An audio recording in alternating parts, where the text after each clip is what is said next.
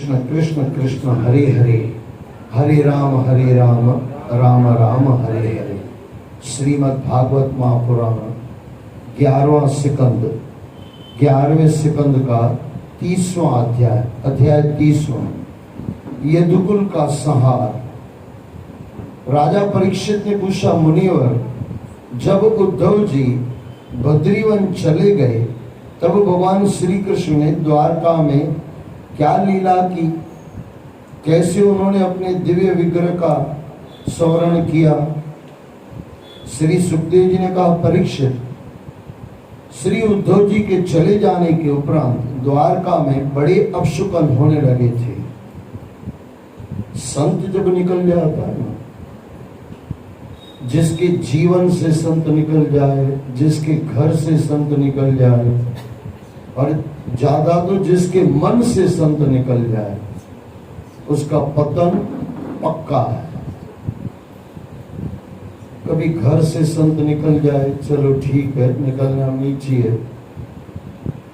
पहले तो गांव से निकलना नहीं चाहिए, चलो गांव से निकल गए, लेकिन कम के कम आपके घर में होने चाहिए। चलो आपके घर में भी नहीं है, लेकिन आपके मन में तो होने चाहिए। मन, हाँ, तब भी यही हुआ था। जब विदुर जी गए तब भी यही हुआ था। विदुर जी जाने के बाद पक्का हो गया कि कौरव में बचेंगे नहीं। वैसे सभी कौरव हैं एक अर्थ में, लेकिन दुर्योधन वाले कौरव बचेंगे नहीं, महाभारत होगा, ये पक्का हो गया। विदुर जब साथ में थे, जब तक पाप का भी बचाव हो रहा था, क्योंकि विदुर साथ में थे, किसी की ताकत नहीं थी वहां उनको मारे। अब आप बोलोगे भीष्म पितामह थे, द्रोणाचार्य थे, लेकिन वो पक्षपाती थे, थोड़ा पक्ष ले लिया था कौरवों का, तभी तो उनके साथ उन्होंने लड़ाई की, पांडवों के साथ। विदुर ने अंत तक कौरवों का पक्ष नहीं लिया। राज्य छोड़ना पड़ा, घर छोड़ना, जो भी छोड़ना पड़ा, त्याग करना पड़ा, त्याग कर दिया, लेकिन कौरवों के पक्ष में नहीं गए, यानी दुर्योधन के पक्ष में नहीं गए। और ऐसे कहते हैं, रावण के साथ जब तक विभीषण था तब तक वो ढका हुआ था। अच्छा, कभी मत कहो कि विभीषण की वजह से रावण मारा गया। विभीषण की वजह से रावण बचा हुआ था। विभीषण घर से नहीं निकला है, आपके जीवन से संत नहीं निकलेगा, आप निकालोगे उसको। रावण ने लात मार के विभीषण को निकाला है, ये थोड़ा याद रख लेना। सज्जन पुरुष, संत पुरुष आपके साथ इतना मनमोटा होगा, फिर भी घर से नहीं निकलेगा। आप उसको मजबूर करोगे, आप उसको लात मारोगे, और जिस दिन उसको मजबूर करोगे घर छोड़ने के लिए, वहां रावण ने मजबूर किया लात मार के। रामायण आपने देखी भी होगी, सुनी भी होगी, पढ़ी भी होगी और पढ़ी भी होगी।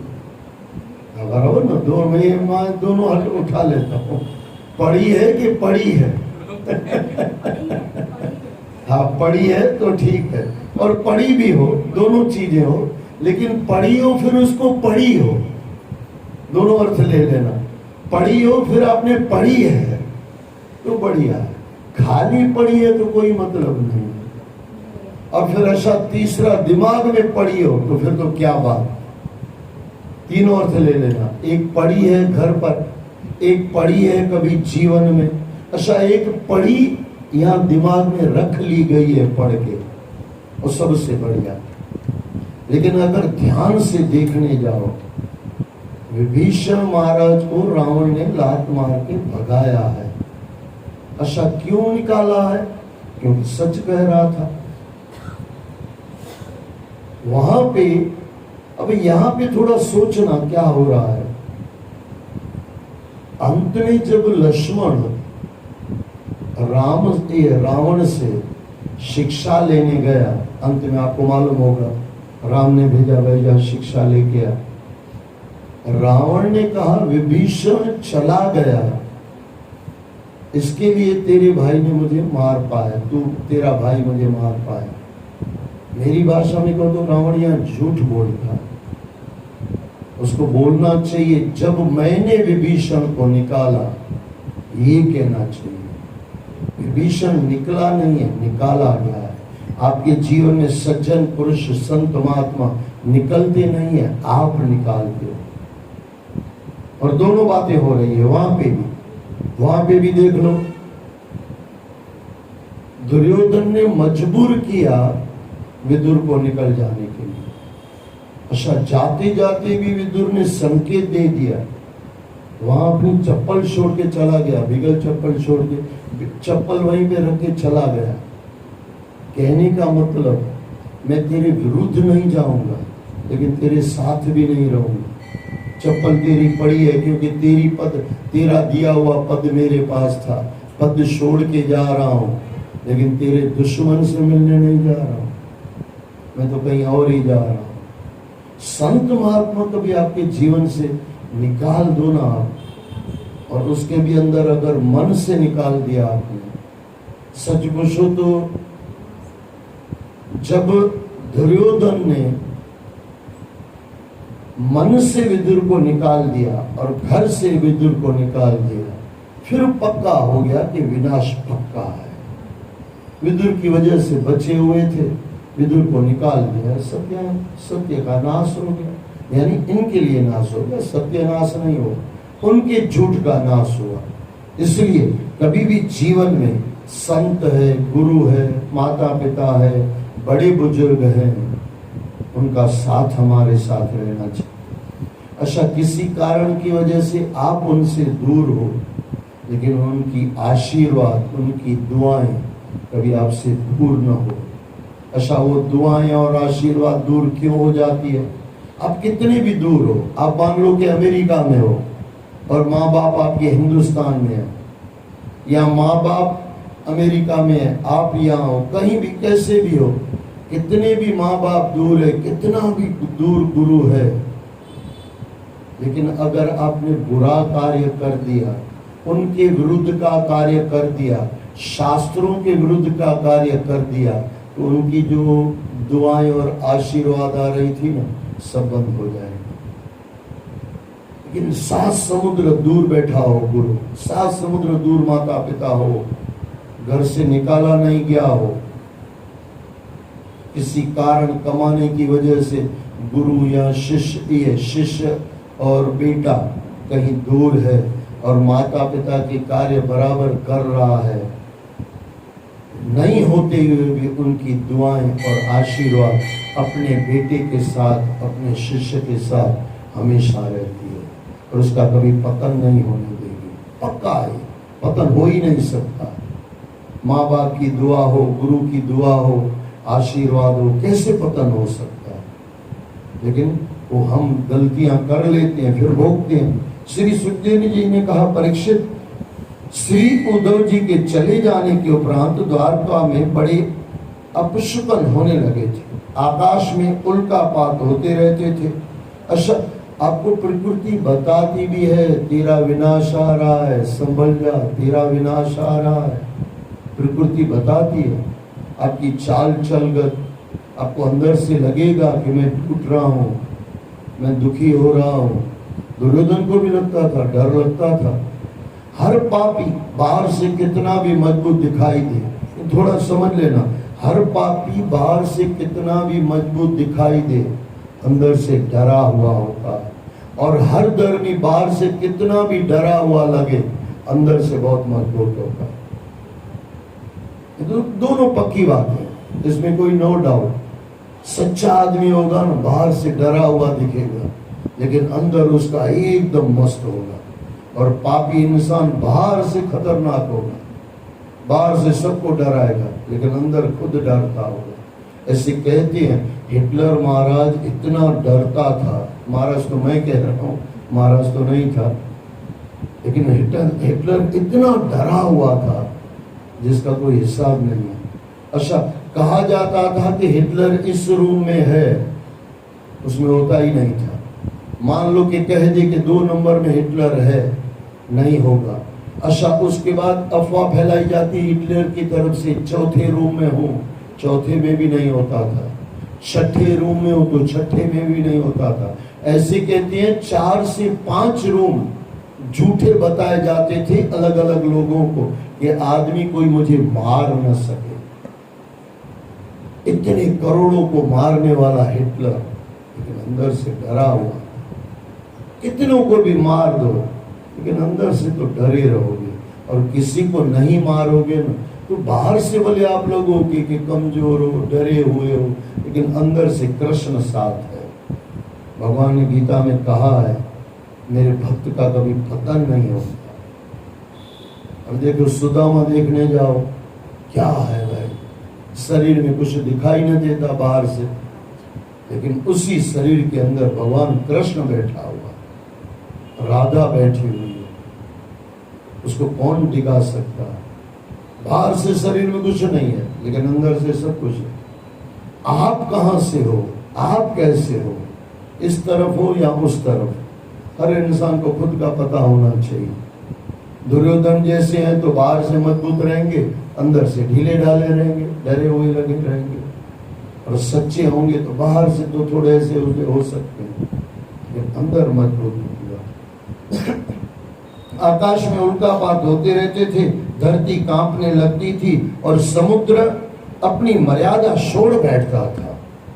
हमने मर्यादा छोड़ दी तो समुद्र भी मर्यादा छोड़ देगा। आजकल देखो ना, कभी भी कहीं से भी बारिश हो जाती है, चौमासे के पहले भी कभी भी बारिश हो जाती है। आप बोलोगे ये क्या ऋतु ऐसे इधर उधर कैसे हो गई? आदमी बिगड़ गया, ऋतुओं को बिगाड़ दी हमने, आदमी ने बिगाड़ी प्रदूषण करके। हमारा सनातन धर्म क्या सिखाता है वैसे? ये तो आज वैज्ञानिक कहते हैं कि वनस्पति बचाओ, हमारा तो सदियों से वृक्षों की पूजा करो, पीपल की पूजा करो, वनस्पतियों की पूजा करो, तुलसी की पूजा करो। कितने बेलपत्र के बेल का पेड़ है, बेलपत्र जो शिवलिंग शिव पर चढ़ाया जाता है, उसकी पूजा करो। कितने पेड़ बताए। अच्छा, फिर कहा गया किसी भी पेड़ से, किसी भी फूल की डाली से बिना कारण कभी कभी एक पत्ता भी तोड़ो मत, और तोड़ो तो उसकी आज्ञा लेकर तोड़ो। क्या सनातन धर्म है, समझे नहीं हम, मूर्ख। इतना बढ़िया सनातन धर्म, पेड़ का एक पत्ता भी तोड़ो तो उसकी आज्ञा लो, अंदर से पहले उसको बोलो कि मैं तेरा पत्ता तोड़ रहा हूं, और किस लिए तोड़ रहा हूं वो भी उसको बताओ।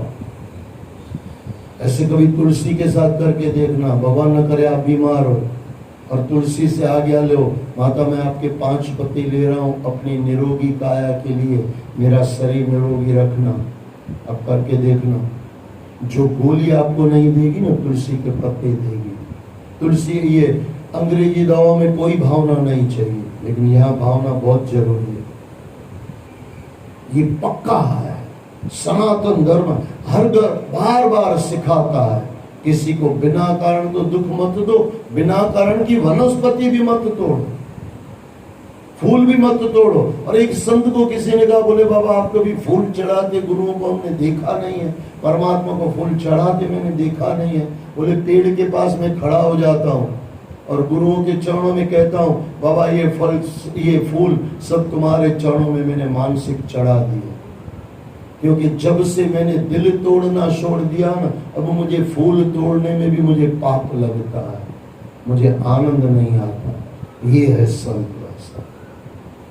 तो कहा न संतों को समझे, न सनातन धर्म समझे, हमने खुद को नहीं समझा, दूसरों को कहा समझे। जिस दिन ये समझ में आ जाए तो आनंद आ जाए। समुद्र अपनी मर्यादा छोड़ बैठता है। भगवान श्री कृष्ण जानते थे कि ब्राह्मणों के श्राप के कारण यदुवंशियों के विनाश का समय आ गया है, इसलिए उन्होंने सुधर्मा सभा बुलाई और यदुवंशियों से कहा, श्रेष्ठ यदुवंशियों, द्वारका में इन दिन बड़े बड़े उत्पात होने लगे हैं। यह साक्षात यमराज की चेतावनी है। देखो भगवान कह रहा है ये सब हो रहा है, इसके लिए यमराज की चेतावनी है। आपके भी कर्म, भगवान करे ऐसा कभी न हो, लेकिन कभी हो तो चेत जाना, कहीं ना कहीं जीवन में बहुत बड़ी गलतियां हो रही है, सुधार दो उसको। भगवान मौका देता है सुधरने का। यहाँ पे भी सच पूछो ना तो ये यदुवंशियों को कहा जा रहा है कि सुधर जाओ तो मैं तुम्हें बचा सकता हूँ। लेकिन हाय रे, कृष्ण की औलाद है, कृष्ण के साथ रहने वाले, उनका इशारा समझ नहीं पाए, समझ नहीं पाए। समझ जाते तो आनंद हो जाता, बच जाते। श्रेष्ठ यदुवंशियों, द्वारका में इन दिनों अच्छा संबोधन भी कैसे कर रहे हैं? श्रेष्ठ यदुवंशियों। श्रेष्ठ थोड़ी है, इन्होंने तो श्राप लेके रखा हुआ है, श्रेष्ठ कैसे हुए? एक तरह से कृष्ण भगवान कटाक्ष कर रहे हैं। श्रेष्ठ यदुवंशियों यानी नहीं हो तो अभी श्रेष्ठ हो जाओ, सीधी सी बात है। श्रेष्ठ यदुवंशियों, द्वारका में इन दिनों बड़े बड़े उत्पात होने लगे हैं। यह साक्षात यमराज की चेतावनी है। यहाँ से शंखो द्वार क्षेत्र चले जाएं और हम लोग प्रभास क्षेत्र में चलें। वहां सरस्वती नदी समुद्र में मिलती है, यह तो आप सभी जानते ही हैं। वहां स्नान आदि करके हम ब्राह्मणों को गौ, सोना, भूमि, वस्त्र, हाथी, घोड़े, रथ आदि दान करेंगे और उन्हें भोजन कराएंगे तथा उनका यथोचित आदर सत्कार करके अपना शेष जीवन ध्यान करेंगे। जब लगे ना मौत करीब आ गई है, उस परमात्मा को पकड़ लो। हम पकड़ते नहीं है वैसा, मरते दम तक माया छोड़ते नहीं। परीक्षित सभी ने भगवान श्री कृष्ण की बात को अनुमोदन किया और यानी स्वीकृति दी किया और सभी अपनी अपनी नौकाओं में सवार हो द्वारका से समुद्र पार कर मुख्य भूमि पर आए और रथों द्वारा प्रभास क्षेत्र की ओर चल पड़े। उन दिनों अर्जुन द्वारका आए हुए थे। भगवान ने उनसे कहा कि वे स्त्रियों, बच्चों और बुढ़ों को यानी बड़े बुजुर्गों को यथा शीघ्र शंखोद्वार क्षेत्र में पहुंचाने का उत्तरदायित्व संभाले, यानी जवाबदारी संभाले। अर्जुन ने भगवान की आज्ञा का पालन करने का वचन दिया और वे अपने काम में जुट गए। प्रभास क्षेत्र पहुंचकर यादवों ने बड़ी श्रद्धा और भक्ति से वहां शांति पाठ किया और सब प्रकार से मंगल कृत्य किए। उस कार्य से निपटकर वे सभी मेरे का नामक तीव्र नशा देने वाली मदिरा पीने लगे। देखो ये गलती हो गई। भगवान कृष्ण ने इतना संभाल के उनको थोड़ा बचाया, लेकिन विनाश काले विपरीत बुद्धि। अगर ये भगवान को पूछते कि बाबा मदिरा पिए तो वैसे अच्छा ये वहां पे आए हैं और वहां मदिरा पी रहे हैं। मैंने बीच में आपको कहा था अक्षय तृतीया होती है, सबको मालूम है। अक्षय तृतीया दान करना सबको मालूम है, लेकिन उस दिन पाप मत करना भाई, वो भी अक्षय हो जाएगा। लेकिन लोगों को दान करना याद है, पाप कर नहीं करना ये भूल जाते हैं। पाप भी कर लेते हैं, वो भी अक्षय हो जाता है। हरिद्वार में जाके पुण्य करते हो तो कई गुना उसका फल मिलता है, लेकिन हरिद्वार जाके पाप करते हैं उसका भी कई फल मिलता है, क्योंकि बीज फलता है ना वहां पे। फिर बीज क्या आपने बोया आपको पता। आम बोए हैं तो आम का भी पेड़ बढ़िया से उगेगा और मस्त फल देगा, और पाप बोया है तो दुख का भी फल हमको भोगना है वैसा। और मैं कई बार आपने सुना होगा संत महात्मा कहते हैं अब किसी को दान दो न दो, किसी से कुछ छीन मत लेना। आप किसी को मीठी वाणी बोलो मत, लेकिन कड़वा वचन मत बोलना। बोलनी मीठी वाणी चाहिए, नहीं बोलना आता है मौन हो जाओ। आपको हरिद्वार जाके पुण्य नहीं कमाना आता है मत जाओ। पाप करने की आदत पड़ जाइए मत जाओ हरिद्वार। तो इसका मतलब ये मत लेना कि मैं कह रहा हूं कि हरिद्वार मत जाओ। जैसे हम हैं अगर वैसे ही रहना है तो हरिद्वार हमारे लिए नहीं है। बदलना है तो हरिद्वार हमारे लिए है। यहाँ पे भी वहां गए और वहां पे जो ये जो दारू पी ली, अब ये विनाश में और समझो बढ़ावा कर दिया। कृष्ण भगवान उनको बचाने की बात कर रहे हैं, बाहर निकालने की बात कर रहे हैं। कृष्ण भगवान को लग रहा था इतना दान पुण्य करेंगे मनोवृत्ति बदल जाएगी, और मनोवृत्ति जैसे बदलने लगी इससे पहले उन लोगों ने पी लिया। ये गड़बड़ है। ये पढ़ने का, ये सुनने का मतलब ऐसा होता है कम से कम ये हम गलतियां न करें, और हो सके तो परिवार से भी ये गलतियां न कराएं। जितना आपसे समझते हैं वो समझ जाए, और कोई समझे न समझे हम तो समझ जाए। मदिरा पीने लगे, उनके नशे से उनकी बुद्धि भ्रष्ट हो गई। मैंने कह दिया आपको, विनाश काले विपरीत बुद्धि। उनके नशे से उनकी बुद्धि भ्रष्ट हो गई और वे उन्मत्त होकर एक दूसरे पर छींटाकशी करने लगे। देखते देखते बात बढ़ गई और तलवारें खिंच गई, यानी एक दूसरे की मजाक करने लगे। अच्छा, मजाक क्या होती है? थोड़ा मजाक को समझना। कई लोग कहते हैं भगवान कृष्ण शैतानी करते थे, गलत मत बोलो। मेरे बीच में मैंने आपको ये कहा था, भगवान कृष्ण मस्ती करते थे। दो तरह के बच्चे होते हैं, यहाँ आदमी भी दो तरह के होते हैं। आपका समझो 15 आदमियों का एक दोस्त है, 15 आदमी आपस में। उसके अंदर एक बेचारा गरीब है, या लंगड़ा बंगड़ा है, या काना बाना है, ये 14 मिलके उसकी मजाक उड़ाते रहते हो।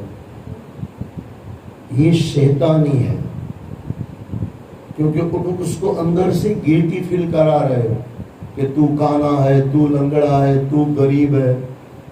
लेकिन एक मस्ती होती है, उसके साथ बैठ के ऐसी मस्ती करो उसको और आनंद आए। यानी जिसके साथ आप मस्ती कर रहे हो उसको भी आनंद आए, जो मस्ती कर रहा है उसको भी आनंद हो, तो ये मस्ती है। शैतानी क्या है? करने वाले को मजा आता है और जिसके साथ की जाती है उसको दुख होता है। ये शैतानी है। आप अंदर से सोच सकते हो उसको। हम भी स्कूल में पढ़ते थे, बचपन था, कभी ना कभी किसी लड़के के साथ किया होगा। वो उस समय हम शैतानी करते थे, लेकिन 10 मिलके अंदर से सब आनंद ले रहे हैं। किसी को गलती फील नहीं करा रहे हो, किसी को गलत नहीं बात कर रहे हो, किसी को अंदर से उसको दुख नहीं हो रहा है। ये आपकी मस्ती है, और ये मस्ती होनी चाहिए। दोस्त आपस में मिलकर मस्ती करे, बढ़िया है, लेकिन किसी की मजाक न उड़ाए, किसी को दुख न दे, अंदर से दुखी न हो जाए। आप उठा लो कृष्ण भगवान के चरित्र को। जितनी भी गोपियां थी, बाहर से भले कृष्ण से चिढ़ती थी, लेकिन चाहती थी कि आए मेरी मटकी फोड़े। अंदर से ये चाहती थी, बाहर से कुछ भी बोले, अंदर से वो खुश होती थी। कृष्ण भगवान ने जहां भी मस्ती की न, खुद ने भी आनंद लिया, उनको भी आनंद दिया। और ये तो कृष्ण है, जो कंस के आदमी मारने आते थे ना, वो भी मजे से मर जाते थे, और मजे से मर जाते थे इसके लिए तर जाते थे। ये हकीकत। तो कहीं भी मस्ती करो, शैतानी नहीं। शैतानी में सामने वाला दुखी हो जाता है और मस्ती में दोनों का आनंद आता है। तलवारें खिंच गई। भगवान श्री कृष्ण ने उन्हें समझाना चाहा और उन्होंने उनकी भी एक नहीं सुनी। बीच में भी गड़बड़ हुई थी, आपको मालूम हो तो। किसी संत ने कहा था भगवान कृष्ण ने, परिवार वालों ने नहीं सुना। हकीकत में नहीं सुनी, यहाँ पे लिखा हुआ। अब इसको क्या टाल सकते हो आप? हम किसी संत ने कहा तो संत ने थोड़ी कहा, ग्रंथ में जो लिखा था वो बता दिया। यहाँ पे सुनना बराबर। भगवान श्री कृष्ण गीताकार, भगवान खुद खुदा, कृष्ण मंदिर जगत गुरु। हो सकता है मुझे भी लोग मारने आ जाए, यूट्यूब में जाएगा, लेकिन सुनने वाली बात है।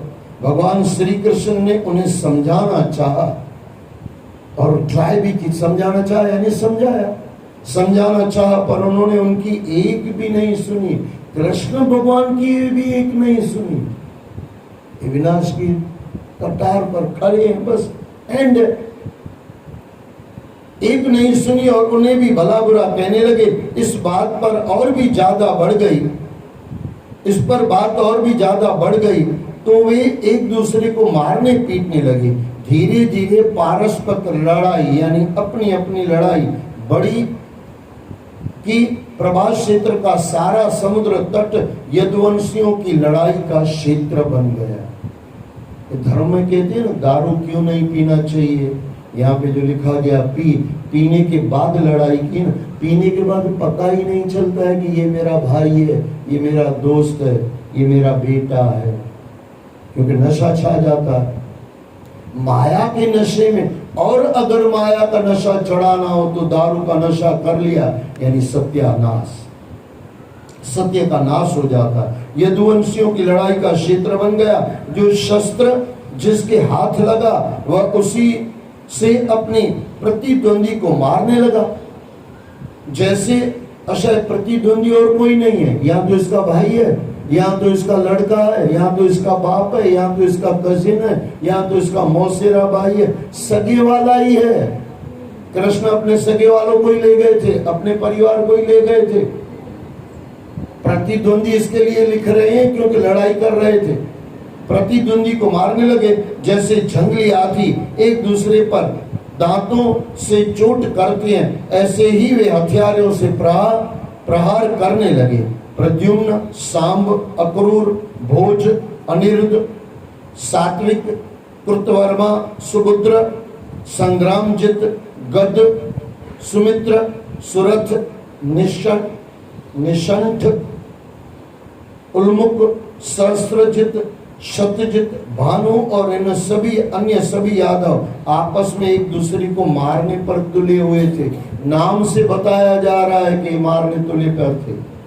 और भगवान श्री कृष्ण ने समझाया, समझाने की कोशिश की यानी समझाया। सीधी सी बात, मदिरा सिर पर चढ़कर बोल रही थी, किसी को पता ही नहीं किसके साथ बात कर रहे हैं। जब उनके हथियार टूट फूट गए तो उन्होंने समुद्र के किनारे उगी ईर का घास को उखाड़ उखाड़ कर एक दूसरे पर प्रहार करना शुरू कर दिया। देखो यहाँ पे भी हथियार टूट गए तो भी अक्ल आ जाती, एक दूसरे के गले मिल जाते, लेकिन वो मदिरा पी हुई है, कैसे गले मिलेंगे, नशा है। प्रहार करना शुरू कर दिया। वह ईर का घास हाथ में आते ही वज्र के समान कठोर हो जाती थी। यह वही घास थी जो सांब के पेट से निकले मूसल से बनी हुई थी। वह उस घास के प्रभाव से कुछ ही समय में समुद्र तट यादवों के मृत शरीरों से पट गया यानी भर गया पूरा। अंत में भगवान श्री कृष्ण और बलराम जी रह गए। दोनों ने एक दूसरे की ओर देखा और मुस्कुराए। ये है भगवान कृष्ण। मैंने आपको कहा ना, अगर भगवान से कुछ सीखना हो ना, मुस्कुराहट। अच्छा, ये कितने यादव मर गए पता है? आगे लिखेंगे पता नहीं मुझे, लेकिन भागवत में लिखा है 56 करोड़ यादव। 56 करोड़ यादव कृष्ण का वंश आपस में लड़के मर गए और बलराम और कृष्ण एक दूसरे को देख के मुस्कुरा रहे हैं। क्या कहें कृष्ण के बारे में? कृष्ण का दुख देखो और दुख के साथ उसका आनंद देखो। हमारे को एक चींटी कुछ काट जाए तो दुख आ जाता, बराबर कि नहीं? एक चींटी, एक मकोड़ा अगर काट लिया तो सत्य समझो, काय का सत्य सब निकल जाता है, काय की मुस्कुराहट। लेकिन 56 करोड़ यादव कृष्ण के आपस में लड़के मर गए। समझाने के बाद नहीं समझे। कृष्ण मुस्कुरा करके बलराम को देख रहा है और भगवान को भी मुस्कुराहट, ये बलराम को भी मुस्कुराहट आ गई। तो ये समय हो गया जाने का। और जब समय हो जाए ना, बस इस तरह मुस्कुरा से चले जाए, मुस्कुरा करके चले जाए। फिर वहीं पर बलराम जी ने अपना शरीर अपने आत्मबल से त्याग दिया। समय हो गया था, मुस्कुरा करके निकल गए। भगवान श्री कृष्ण उसके पास से हटकर एक पीपल के वृक्ष के नीचे जा बैठे, क्योंकि अभी कुछ उधार बाकी है। जो राम बन के उधार लेके आए थे वो उधार बाकी है। मालूम है, ये तो भगवान है भाई। उधार ली हुई थी, उधार चुकता करने का समय है। जा रहा है भगवान कृष्ण, लेकिन उसको लगा ये बाकी यही है और वो चुकता करना। अभी वे कुछ चिंतन कर ही रहे थे, यानी वही चिंतन चल रहा था। उनकी प्रेरणा से जरा नामक, देखो उनकी प्रेरणा से जरा नामक एक व्याध ने दूर से उनके चरण तल को हरिण का मुख समझा। कई लोग कैसे पैर को कैसे हरिण समझा, आप कभी करके देखना, टांग पे टांग चढ़ाए करके बैठना और दूर से आपको किसी को बोलना, वो हरिण जैसा ही लगेगा। मेरी भी कई बार होती है, मैं टांग पे टांग चढ़ा के बैठता हूँ, तो हमारे जो बुजुर्ग थे ना वो उतार देते, बोले उतर जा तो तुझे ना कोई बात नहीं। सही में ऐसा होता है। हम बचपन में मैं टांग पे टांग चढ़ा के ऐसे रखता था, मालूम है ना, ऐसे टांग के ऊपर टांग रखी जाती है। कृष्ण भगवान वो मुद्रा में बैठे और वहां से उन्होंने आ गया, हरिण का मुख समझा और वह बाण चला दिया जिसकी घासी उसके मूसल के उसके टुकड़े से बनाई थी, यानी जो बनाया था तीर, जो टुकड़ा बच गया था उसमें से बनाया था। अच्छा, जिन्होंने श्राप दिया था ना, उन्होंने कहा था आपको यानी कृष्ण को और बलराम को छोड़ के ये श्राप लगेगा, लेकिन कृष्ण ने खुद ने वो श्राप लिया, बोले मैं भी यादव हूँ, मैं भी ये श्राप में जाना चाहता हूँ। ये है कृष्ण की बड़ाई। बाकी उन्होंने कहा था बलराम, देखो बलराम तो ऐसे ही चले गए। अच्छा, बलराम को अगर नहीं लगा तो कृष्ण को वो कैसे मार सकता है? लेकिन भगवान को दो बातें मालूम है, एक तो संतों की वाणी को पूरी करना है और कुछ जो उधार बाकी थी, दोनों बातें भगवान को पूरी कर दी। इसके लिए भगवान इस तरह आ गए, उसके टुकड़े से बनाई थी जो उसे मछली के पेट से मिला था। उस बाण ने भगवान श्री कृष्ण का चरण तल बींध दिया। जब वह व्याध पास आया और उसने भगवान श्री कृष्ण को अपने बाण से घायल देखा तो वह अपराध बोध से ग्रसित होकर रोने लगा और भगवान के चरणों में गिर पड़ा। वह कहने लगा कि उसने ब्रह्म से यह बाण चला दिया। उसे रोते गिड़गिड़ाते देख भगवान ने मुस्कुरा। ये क्या कहे कृष्ण के बारे में, जाते जाते भी भगवान कितनी बार मुस्कुरा रहे हैं। हम जीते हैं तो मुस्कुराते नहीं है और भगवान जाते जाते भी इतनी बार मुस्कुरा रहे हैं। परिवार पूरा चल गया तो भी मुस्कुरा रहे हैं और सगा भाई बलराम चला गया तो भी मुस्कुरा रहे हैं। कभी जीवन में मुस्कुराहट को जाने मत देना, कुछ भी हो जाए मुस्कुरा कर उसने कहा, अरे तू डर मत, उठ खड़ा हो, तूने तो मेरा ही काम किया है। सच पूछो तो यहाँ नहीं कहा जाएगा, लेकिन वो कहा भाई ये तेरा पूरा हो गया। फिर उसको याद दिलाया कि तू कौन था, मैं कौन था, पूरा याद दिलाया। ऐसे भी कहीं आता है, जा मेरी आज्ञा से अब तू स्वर्ग में निवास कर, मारने वाले को स्वर्ग दे, उसे कृष्ण कहते हैं। क्या समझे हम कृष्ण को? भाई समझा नहीं है कृष्ण को दुनिया में।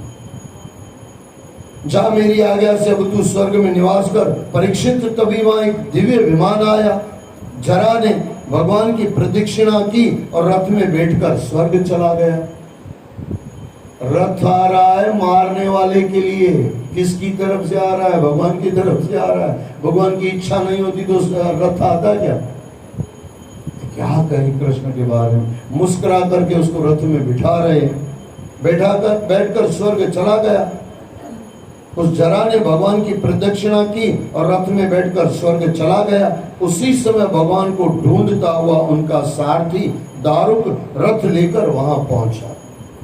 उन्हें घायल देखकर दारुक दुखी हो उठा, उसकी अश्रु धारा बहने लगी। तब भगवान के चरणों में गिर पड़ा। तब भगवान ने उसे उठाकर कहा, दारुक मेरी चिंता छोड़ो। सच पूछो, मेरी नहीं किसी की चिंता छोड़ो, सबकी चिंता छोड़ दो। हम कौन करने वाले, करण करावन आप ही आप, इंसान के हाथ में कुछ नहीं है। दारुक मेरी चिंता छोड़ो, तुम अभी द्वारका चले जाओ और अर्जुन से कहो कि जितनी जल्दी हो सके वह द्वारका से स्त्री बच्चों को लेकर, क्योंकि कृष्ण चला गया द्वारका से, वो द्वारका बचने वाली नहीं है। अंदर से कृष्ण चला जाए ना, अंदर से मैंने आपको पहले कह के आया, अंदर से संत चला जाए, अंदर से गुरु चला जाए, ये शरीर भी रहता नहीं। यहाँ द्वारका से कृष्ण चले गए। भगवान ने कहा जल्दी करना, देर मत करना, क्योंकि बिना कारण के लोग मारे जाएंगे। वह द्वारका से स्त्री बच्चों को लेकर निकल जाए, क्योंकि द्वारका कुछ ही समय में समुद्र के गर्भ में समाने वाली है। ये रुकी हुई थी कृष्ण की आज्ञा से। कृष्ण निकल गए, रोक के रखा था, भाई जब मैं तक काम नहीं कराऊं इसको जाना नहीं है, द्वारका को रोक के रखा है। भगवान की आज्ञा पाकर दारुक रथ की ओर अनमने भाव से बड़ा मालिक जा रहा है। कैसे मन लगेगा भाई, मालिक है, भगवान है, करण करावन आप ही है, जाने वाले को दुख तो लगेगा। अनमने भाव से बढ़ा तो रथ और उसके सभी आयुध अचानक आकाश से उड़कर अदृश्य हो गए। भगवान ने उसे हैरान देखकर कहा, दारुक इस रथ को अब मोह छोड़ो, क्योंकि रथ भी भगवान का था। भगवान जा रहे हैं तो रथ कहाँ रहेगा। और दारुक को लगा रहा था कि रथ पे बैठ के जाऊंगा, तो गया वैसा, मालिक गया तो आंखें हाथ पैर कहाँ रहेगी, वो भी चला जाएगा। दारुक इस रथ का मोह छोड़ो, तुम किसी दूसरे रथ से चले जाओ, वहां पर यहाँ का सारा वृतांत बता देना, वहां पर यहाँ का सारा वृतांत बता देना। और अब तुम भी भागवत धर्म का आश्रय लेकर सबकी उपेक्षा करते हुए शांत हो जाओ। उपेक्षा यानी संसार को छोड़ो, अपने परमात्मा को यानी मुझे पकड़ो। भगवान कृष्ण ये कह रहे हैं, शांत हो जाओ, अब हम वहीं अपने लोक में मिलेंगे। भगवान का आदेश पाकर दारुक ने उनकी परिक्रमा की और उनके चरण कमलों में शीश झुकाकर प्रणाम किया और उदास मन से द्वारका के लिए चल दिया। बोलो सद्गुरुदेव भगवान की जय। जय जय श्री राधे, जय जय श्री राधे, जय जय श्री राधे। 31वां अध्याय कल पूरा होगा और उसके साथ 11वां सेकंड पूरा होगा। फिर परसों या जब भी जैसे मौका होगा, हाँ फिर 12वां सेकंड के लिए भी देखेंगे जो होगा। बोलो सद्गुरुदेव भगवान की जय।